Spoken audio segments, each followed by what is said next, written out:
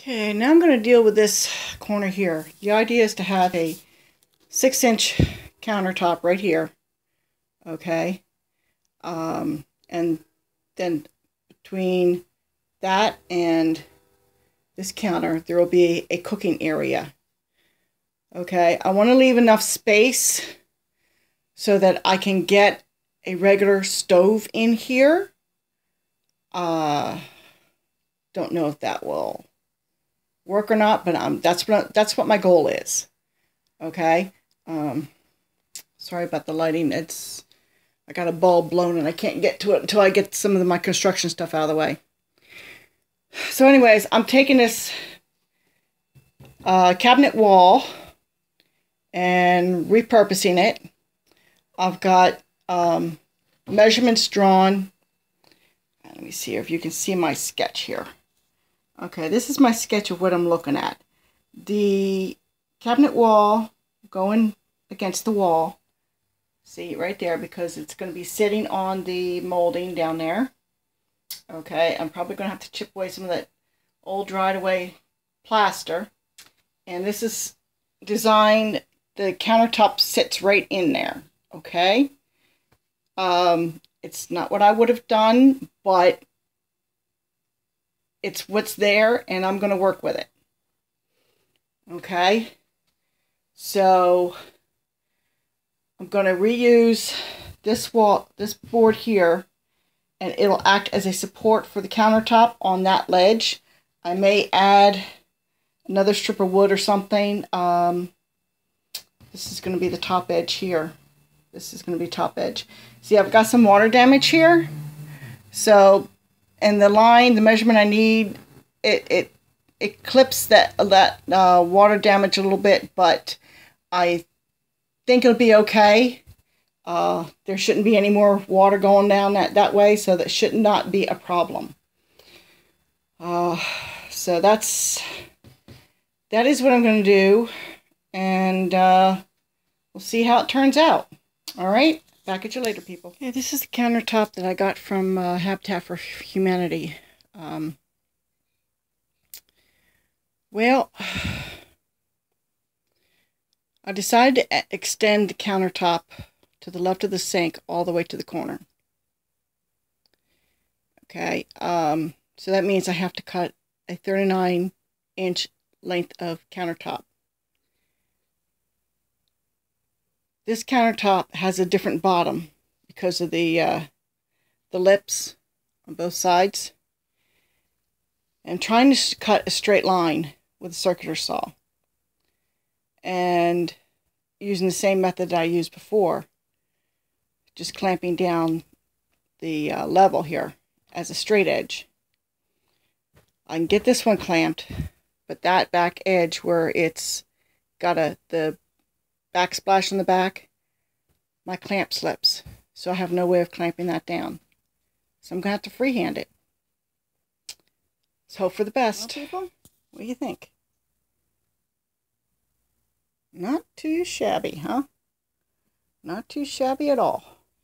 Okay, people. I decided to take the additional 6 inches for on the right-hand side of the cooking area.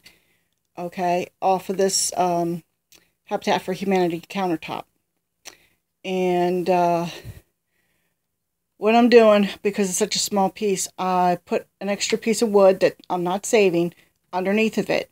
Okay, and I'm going to see if I can't get a clamp to hold this in place.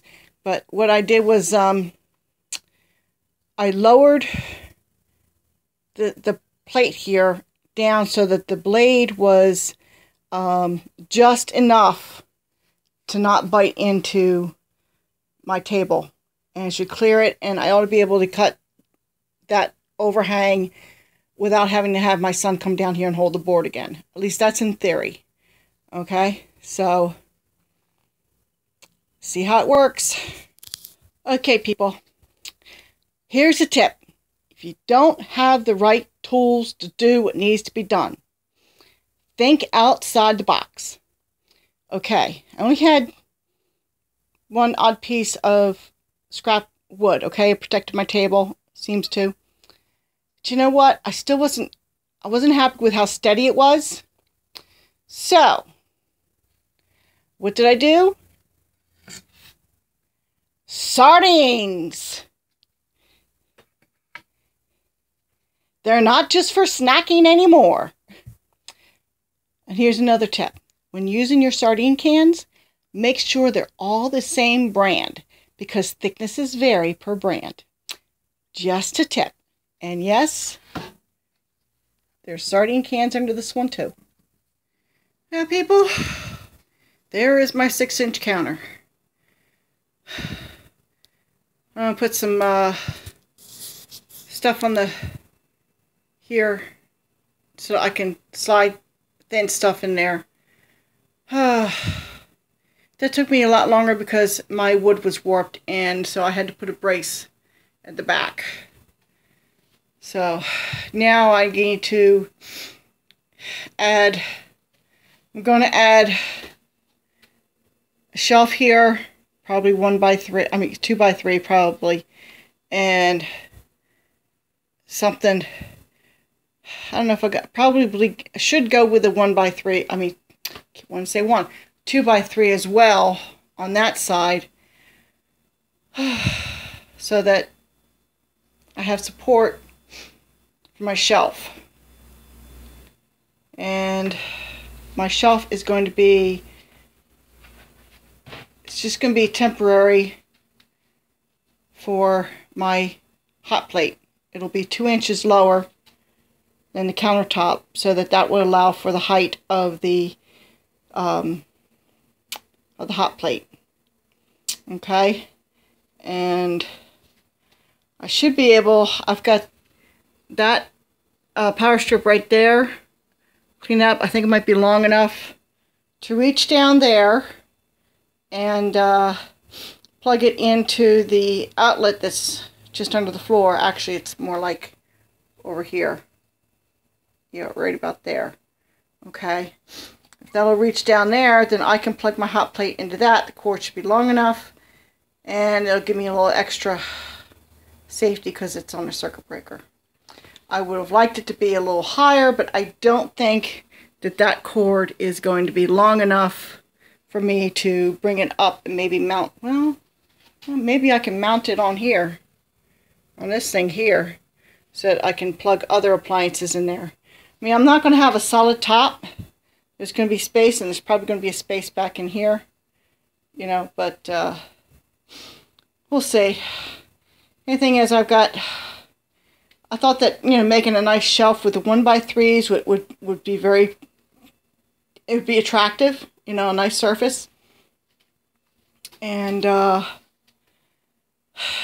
don't know that I have enough 1 by 3s to do that. I have to, maybe I could scrape together enough change to get another 2. I think 2 more might do me. So I'll have to look and see what I've got in the way of cash.